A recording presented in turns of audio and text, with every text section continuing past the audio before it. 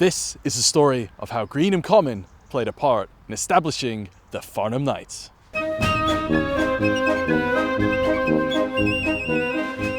American football was played by servicemen at Greenham Common.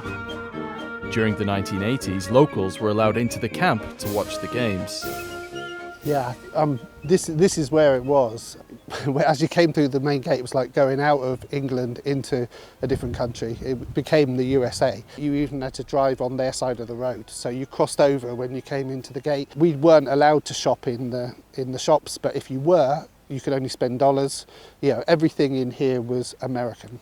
Cheerleaders, it'd be the whole thing, a whole group of Americans against another whole group of Americans, so the standard of the football was really high. Back then it was really something new and different. There was an excitement about it and a skill and something you didn't see in sports in the UK at that time. It was the birth of the sport back then in this country. You know, there'd not really been domestic American football before that time. Watching these games inspired locals to start their own team, the Farnham Knights. Main problem was we hadn't got a clue how to play the sport, so hadn't got a clue. So the next premise was, well, an American, if someone's American, they must know how to play American football. Yeah. So where do we find Americans? Well, at the time, I was stationed at RAF Greenham Common. I opened the door, and not knowing what to expect, and I was a little surprised when I found two gentlemen there.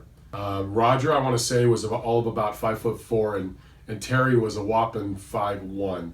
And I think he just kind of looked down and thought, "You're joking. You're absolutely joking."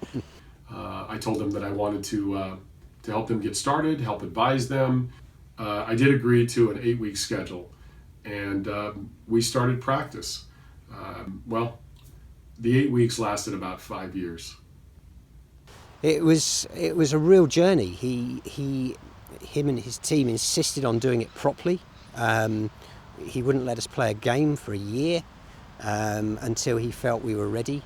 So everything was done, well, I suppose it was done the American way, which was something completely new for us. I don't think it would have got off the ground without the input of Americans in the services and other Americans that were here sort of teaching in colleges and whatever. I think it helped build a lot of bridges between the base and Greenham and the local community. They learnt from us. They learnt about beer, and we learnt about football and everything from then. So yeah, it was great.